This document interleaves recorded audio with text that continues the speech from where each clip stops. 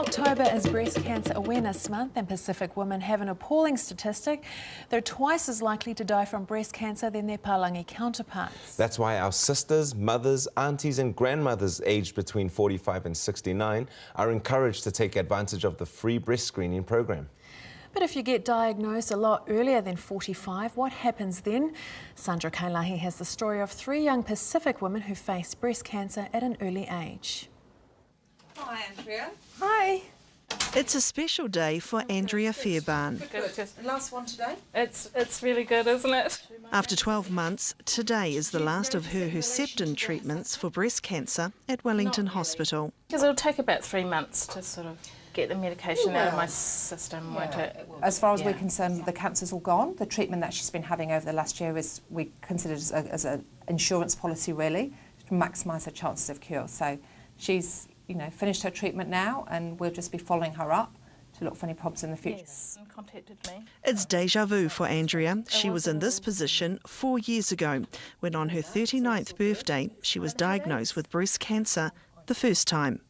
I was quite shocked, and I have no family history, and I did feel like I was quite young, and it was a real surprise. I mean, I never even felt the lump, and it was only because I was at my GP's office, and she said, while you're here, I'll just do a breast check, and referred me for a mammogram. So I don't know if I would have found it myself. That's all right. That can happen. People can have a predisposition to getting breast cancer, and so once you've had one, you are more at risk then of having a second breast cancer than the average person would be. So it doesn't happen to everybody who's had breast cancer, but it's not that unusual a situation. It's been, I think the right words are, roller coaster. It's been hard. The diagnosis, I think, is hard for everybody. And I've had 4 surgeries over the last year, and one was to prepare veins in my stomach in order to create a new breast. So that was about a 1-hour surgery. And then a week later, I had a full mastectomy on the side, and then they created a new breast with tissue from my tummy. Andrea's had a rough time, what with being diagnosed twice before the age of 45, which is the age the National Free Breast Screening Program kicks in. But she's not alone. Hi! Andrea's friend Moira Tuilaepa Taylor was diagnosed with breast cancer at the beginning of the year. She was 41. It all started when a cyst on her breast started to change.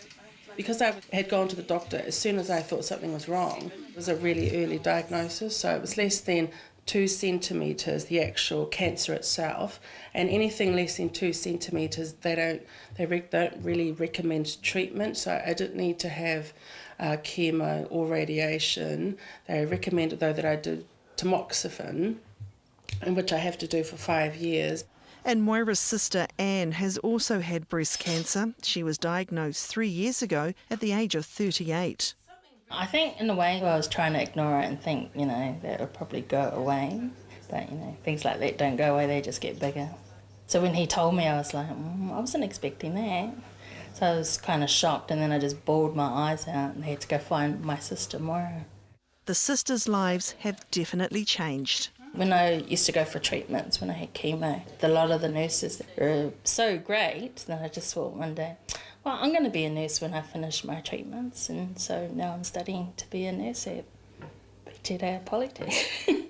I just see it as, it's just another year to fight. That's how you have to look at it, really. And so often all the books I'd read, it said, well, you shouldn't think, if only I hadn't had that last cigarette, or, or whatever, because you kind of can't think the way, once you've got it, well, you got it. But, it's kind of how you deal with it and cope with it, really. Breast Screen Aotearoa offers women aged between 45 and 69 free mammograms every 2 years. But the women in our story were all under 41 when they were diagnosed. So why doesn't the government lower the age? Approximately 70% of breast cancer is diagnosed in women over 50, and approximately 30% is under 50, and only 7% of that is under 40. So really it is a disease of ageing. The numbers increase quite dramatically as women age. And it's very clear from the evidence overseas, from the big screening programs that we monitor and the literature that we monitor, that there's currently no benefit in screening women under 45 with the technology we have now. So we actually end up doing more harm in terms of causing anxiety and doing extra biopsies than the good, which is trying to save lives. But if you have a family history of breast cancer, you can get help if you are under 45. Kylie Tuffrey's mother died 10 years ago from the disease, and Kylie has decided to be proactive about her health. I just presume that because they stipulate that it's ideal that you start screening 10 years prior to any family member getting it, that it would be free. But then I found out I had to pay, which I'm happy to do because I want to know, if it ever happened. But I do think it is quite hard because it's quite expensive, and I'd hate to think that that expense would deter somebody from going and getting screened and getting checked. There is a type of family history that we're looking for. If your mother was diagnosed in her 40s and your sister was diagnosed in her 30s, then you need to be talking to your doctor. Women in that situation are looked after by the breast clinics at their district health board, and they will be well looked after. We do more regular mammograms for those women and other tests as well because of their greatly increased risk. Andrea Fairbairn is now enjoying life. She even started her own website called Breast Cancer Nirvana to help others going through the same journey. Well, it's actually for everyone, but what I'd like to do is get resources on there for Pacific women.